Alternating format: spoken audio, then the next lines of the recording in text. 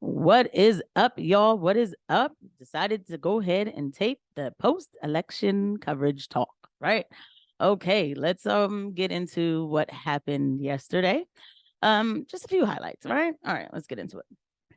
So in the end, there were some disappointments. I definitely was disappointed about Doug Mastriano not winning governor for Pennsylvania. I think that Pennsylvania is headed for disaster, but I'm allowed to think that. I'm only going by the examples that I've already had with what's happening out here, definitely in Philadelphia, and the examples of having a Wolf administration, what they did with lockdowns, mandates. So these kind of things are not going anywhere. We're also involved with like a greenhouse gas initiative. That means that we sit on a bunch of oil in Pennsylvania, and we're not going to do anything with it. Governor Mastriano was talking about using the ports in Philadelphia to transport oil, across from countries and everything. Pennsylvania, but this is what it's called when you govern your state. You use your state resources, and Pennsylvania could have went big places, but we are definitely stunted and halted. But what I will say is he definitely did the best he could do. He ran a great campaign and he was himself. I'm hearing a lot of Republicans saying that, well, he should have been just a little less hard on, the whole abortion issue. Maybe we should, not be so hard on it. If this is who this man is, remember, he serves God first. So if this is who he is, then he's not going to lie to you and tell you that he's somebody who's not really that interested. He's interested. He wants parameters. He thinks about saving babies. I mean, this whole thing about, oh, the baby's not alive or what. I don't know, this whole new concept of abortion where it's a foreign body just growing inside of you and it's not alive or whatever, or that's kind of, again, I always keep saying, like, that's very freaky the way how y'all make it sound. If you want to make a decision to do what you got to do, that's fine, but we still need to stick in reality, like that's a person, and under the Constitution all people are supposed to be protected. So that's how he looks at it, and he's not going to lie and say that that's not who he is. So he more than likely lost only on that issue. So now, with Josh Shapiro, at least we know that people can have abortions, because there's not going to be any change. Be clear, there's not going to be any positive change. So what you're looking at is the map of Pennsylvania. I want you to take a look at Pennsylvania. It's quite the shame. Pennsylvania is a red state. Pennsylvania is definitely red, but then you get these very condensed areas. Of course, Philadelphia County, Montgomery County, very condensed area. Going to the senator's race, Mehmet Oz.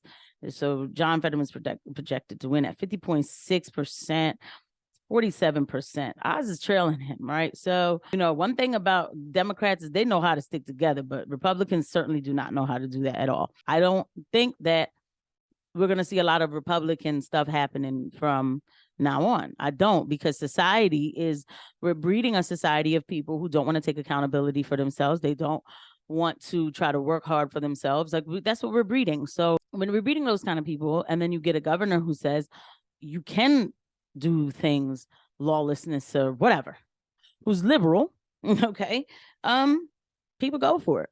So that's probably where we're getting ready to go in this country. I'm ready to accept that. That doesn't mean that I'm not gonna keep talking about the truth, keep talking about facts, policies. John Fetterman, Oz is leading right behind him. If Republicans, so then we have this other thing. Oh, Mehmet Oz was a bad candidate. Now, y'all know on this channel that I was not that enthusiastic about voting for Oz, but what I was enthusiastic about voting for was, I don't want John Fetterman to be the United States Senate. I don't want him on the Senate floor making decisions about our borders, about our energy independence. We are getting ready to go through some serious crises here. Our economy. I didn't want John Fetterman from the door. Our safety, in the streets. I didn't want him from the door from before he had a stroke, right? And then he had a stroke, and I was like, well, he can't even understand what's going on. Be clear. He can't take in language. And we went and voted in a guy who we have not seen his medical records, has not been transparent with us. And just because somebody stands up and talks to you doesn't mean that they know what they're saying, okay? He needs a stenographer to type out everything for him in order for him to be able to read it and understand it. I don't want to give him a hard time, because it's not giving a hard time. We need to stop acting like judging is a problem. Assessment. How am I going to go and argue any point when I need somebody to type for me to understand what's being said? It is insane to me. And again, we do not have his full transparent medical records. You know, what part of the brain did this stroke land on? Was it Wernicke's point? Is he even understanding what he's reading? Okay. But, you know, people were proud and hype. You know, we got to save democracy and abortion. Mehmet Oz definitely took flack, though, from the other side, his own side of the aisle. Everybody was on that tip. Kathy Barnett could have been a better candidate. We don't know that. We don't know that. We are in a world where people want to do what they want to do. So, but people keep saying it should have been somebody else. I saw the candidates. Okay. If it wasn't Kathy, then it was Oz. I'll put it that way. Because Jeff Bartos, well, he was weak and lackluster, and he was caught at the Josh Shapiro. You know, he was caught at the Josh Shapiro fundraiser dinner. So there you go, Rhino. You know what I mean? The one who had the closest chance of winning was Mehmet Oz. And when people say, Oz, oh God, that guy. Yeah, I'm not trying. Again, my bigger issue was the fact that he had dual citizenship. And he came out and spoke about it. He spoke about it. He wasn't perfect. He definitely was flip-floppy. He definitely was. But every last one of them on there was flip-floppy. Trust me. Every last one of them. Trust me. And that's all I'm going to say. But at the end of the day, when it came down to it, you just had to be mad, grit your teeth, and go vote for Oz. Had y'all Republicans voted for Oz based on the fact of not having a John Fetterman, we would have had Oz. This is too close of a race. This is too close of a race. We could have had it. We could have had it. He didn't campaign well enough. That man was out here in the streets of Philadelphia, places that I won't go to. Okay. He was out here talking to people like Ike Raw. Shout out to Ike Raw. Very big name in, you know, talking about current affairs and things going on. So on Instagram, this guy's a good guy, very good guy. Came to my event. Shout out to Ike Raw. But he was trying to connect with the people. Okay. But the people want to be liberal. Okay. That's what it is. And a lot of Republicans stood on my principles. Well, if it's not the one I wanted, I'm not going to. Okay.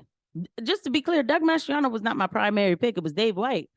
But when it was Doug Mastriano, I kind of was excited. Like, damn, we got some balls in the game. You know what I mean? But people will say they want to win back the country. They're not really ready to do what it takes. You know, Doug Mastriano might be just a little too extreme for the Republican Party. You better have extreme. Extreme is a man who served his country, who serves the Lord, and who doesn't want to kill, you know, he doesn't like abortions. He doesn't want to kill children. That's extreme. But drag queen story hour is not extreme. Mutilating kids is not extreme. Letting out criminals and not convicting them is not extreme. It is absolute bonkers to me. It is bonkers a little bit. But hey, this is what it is, right? Okay. My little quick Pennsylvania coverage. We're going to talk about other stuff too. Little tidbits I saw on Twitter. See you at the next one. Bye.